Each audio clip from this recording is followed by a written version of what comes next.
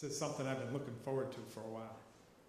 I get to hand off the baton to the new president, and I'd like everybody to welcome President Denis Cuevas from Waterbury.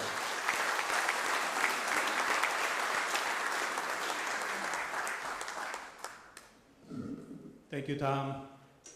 And I think he deserves a round of applause because he's been doing a great job over the last 3 years.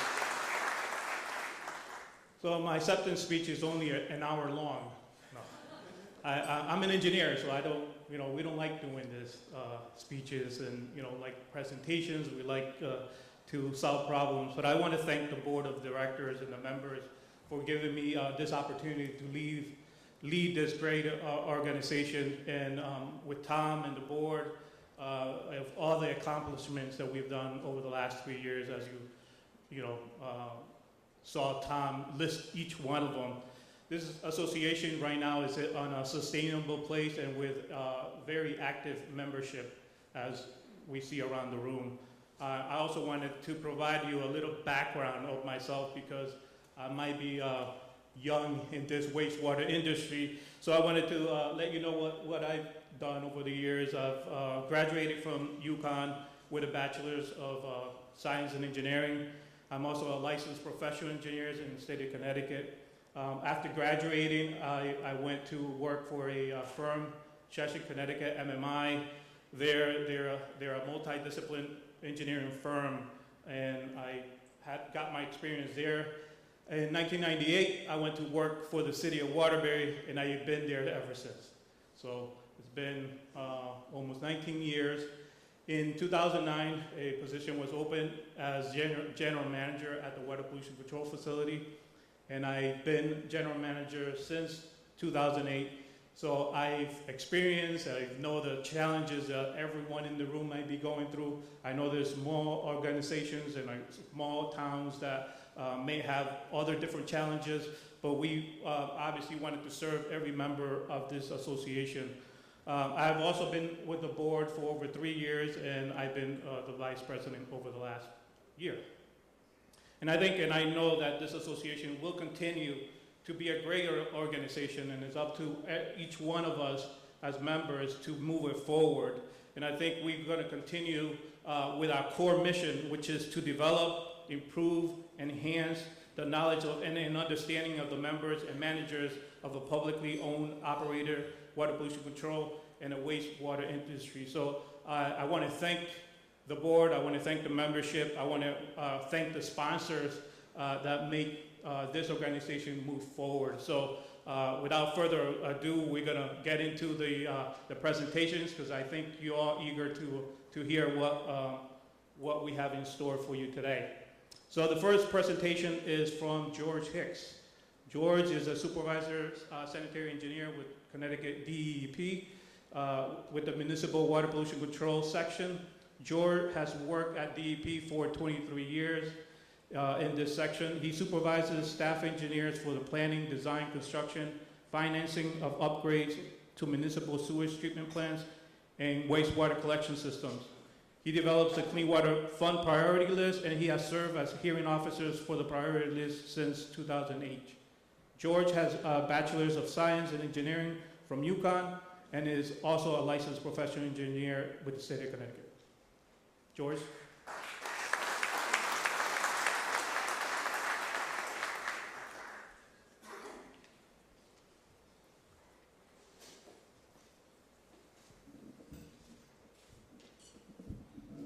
Morning, everyone. Can you all hear me fine? It's great to be back here again to provide an update on the Clean Water Fund program. And as Dennis mentioned, the number of years I have working for DEP. I have to say I'm kind of biased relative to the work that you do. I really think that the work that you all do in water pollution control results in the largest environmental benefit to the state of Connecticut. Now, before I start off, I'd like to introduce some of the staff from our office. We have our Assistant Division Director, Jen Perry, and 3 of our staff engineers, Yvonne Hall, Carlos Esquera, Syed Bokhari. They're in the third table back. Make sure that at some point during the break you have an opportunity to introduce yourself and ask them questions. Some of the topics I'm going to cover today will include a little bit about the Clean Water Fund history, the current and projected workload of the program, the potential impacts of the state budget on the Clean Water Fund, investing in your future, and what you can do to move your projects forward more efficiently. So I'm going to start off with a very brief recap. The Clean Water Fund was created in 1986, so we just missed the 30th anniversary. However, the first funding agreement was actually later in 1987, so we're approaching 30 years of providing funding for water pollution control projects. To date, the Clean Water Fund has invested $3.5 billion into these projects, which has covered 116 towns throughout the state. That's a large state investment, but actually the biggest investment is the investment that you make in these facilities. Looking at what we've actually invested so far, collectively, out of the $3.5 billion, you will be paying back $2.5 billion with interest to the state. So if you look at the program overall for 3 decades, you're looking at, on average, $33 million per year. So I would say that's a real bargain for water pollution control for the taxpayers of the state of Connecticut. Regarding some of your accomplishments, I want to speak just on, initially we'll say it's nitrogen removal. In the early 1990s, 11 plants moved forward and did projects to remove nitrogen. They were located in the southwestern part of Connecticut, where you had significant impacts of hypoxia in Long Island Sound. By 2001, 22 plants were then removing nitrogen. And currently, when we look at up to date, the Clean Water Fund has provided financing for 56 out of the 79 plants that are in the nitrogen program. Now, there's actually been more work done than that. I'm aware of some plants that actually provided financing on their own, and others were financed by USDA Rural Development. So the number is probably closer to 60 plants to remove nitrogen. At this point in time, Connecticut's on the verge of consistently meeting the goal for nitrogen discharges to Long Island Sound. Changing gears, CSO control. Back in the 1970s, the state had 13 communities that were CSO communities. Today, there are 4 that are working on eliminating CSO discharges to the waters of the state. Some of the projects that are being worked on now, NBC is in the process of constructing a very large CSO storage tunnel, and they are building their wet weather treatment for the high flows that occur when it rains. In New Haven and Bridgeport, right along, they've been doing sewer separation projects, and we expect to see in the way of green infrastructure projects in NBC, Bridgeport, and New Haven in the upcoming years. The recent shift in focus has been phosphorus removal. Back in 2010, EPA approved our interim strategy. I hope interim means it's still long-term. 43 plants received permit limits for phosphorus. Several plants have already done upgrades to remove that, and there's going to be many more projects coming forward in the next 2.5 years to remove phosphorus, and many of them will involve significant upgrades to their plants.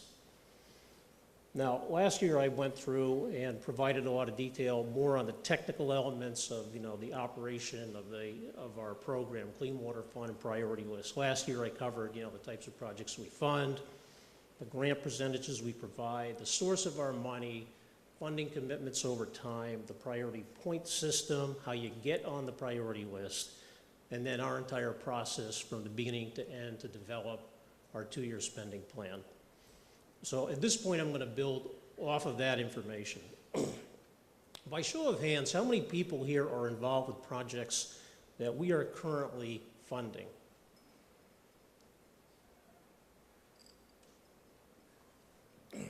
Thank you. Regarding our current workload, we have 27 active Clean Water Fund agreements. They total $895 million. However, we're actually working on more than 27 projects because some funding agreements have multiple construction contracts buried in them. Just for treatment plant upgrades alone for construction, we're working on 7 projects. That totals $500 million. Now, projecting into the next 2 years, How many of you will need additional funding for your projects, by show of hands? Okay, so there's a few of them. You know, that's going from planning to design, design to construction, or it could be actually new project monies. Projecting out during the next priority list, I see that we're going to have needs to upgrade about 15 treatment plants to go to construction. A lot of these are for phosphorus removal. Total cost of that is $670 million, and that doesn't include, you know, other work for CSO control or pipelining or pump station upgrades. Now, how does the state budget situation fit into your needs for clean water funding? As I'm sure you're all aware, currently the state is faced with a $5 billion budget gap in the next 2 years. To solve that, there will definitely be impacts to the state capital budget and the state operating budget. If the state capital budget's reduced, there's a possibility that it will also reduce the funding for the Clean Water Fund program. Currently, our request for fiscal year 18, which begins this July, is $148 million, and for 19 is $470 million to meet what we believe is the needs going forward. If the funding gets cuts, there'll be a lot more competition for the limited funds available. I look back at what's happened in this situation previously from the beginning of the program, and there were 3 times where they actually took funding that was in capital budgets and then they pulled it back. So looking at the more recent pullback, it occurred for 2 of our funding years, 2003 and 2004. At that time, they ended up having to do a rescission of $78 million. Now, that was of our general obligation bond component. And if you may recall from before, the way we fund this project, it's general obligation pays for grants, revenue bonds pay for loans. At the time, the ratio was 4-to-1, so even though a $78 million rescission didn't sound like a lot, it actually translated into $390 million of projects that couldn't get funded. Looking at where we are, the ratio is a little different, but basically a $100 million cut in this general obligation component would translate into $400 million of projects. So that's just to give you a sense of, you know, the impacts of the cuts. The state operating budget is going to get reduced. They've already started laying off state employees. In our office, I believe there were 22 last week, but there's going to be more to come. As this moves forward, you know, it will affect the state's ability to provide services for your projects. If we lose staff or if we lose, you know, the number of hours, project reviews will take longer, and it's something that we, you know, really need to consider because different projects are working on different timelines. So anyway, what are we doing next at this point? One thing is we need to generate more funding for existing projects. So, and this is coming out of current bond commission allocations. So we are working with the Treasurer's Office on a bond sale to generate more money. That money is for the loan component of your projects. $370 million bond sale is underway. It's being worked on. I forget the date it's going to be offered, probably within the next month. $200 million is actually for the Clean Water Fund program, and these qualify as green bonds. They'll sell them in denominations as little as $5,000. They're AAA rated, which is prime, which is the highest rating. Our rating is not like the state of Connecticut, which has now dropped to, depending on the rating agency, like A+, which is the 3rd tier down. So the Clean Water Fund still has the highest rating. Clean water funds are exempt from state and federal income taxes. It's a safe investment that supports Connecticut's environment. Next step in the process, we'll be doing a call for projects. We'll go through the normal process of having it distributed. The call will be on, I think, the 6 major newspapers. But also, we do a lot of communication now through our listserv. If you are not registered on it, please do. You can go to our website and register, and then you'll get notifications of any of the documents that we are distributing. If you have any questions on how to do it, then Yvonne Hall can assist you with that. Once the capital budget has been determined, we're going to move quickly to develop and put forth a draft priority list.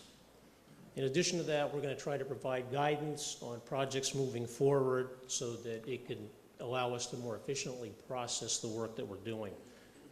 Two of them that are already in draft, we should have out published shortly, is the storm resiliency requirements for wastewater infrastructure and sole source requests. That's something that's going to be prevalent for those communities that are going to be looking at specifying a specific piece of equipment for the removal of phosphorus. So what can you do to efficiently move your process forward? Well, first of all, reply to the call for projects. Every time we do this, we still need to have updates on your schedule and the cost of your project. Check your project schedule. It could be driven by your permit. It could be if you're seeking funds from Public Act 1657 for the 50% grant for phosphorus removal. There's a deadline there. Could be in an enforcement action as well.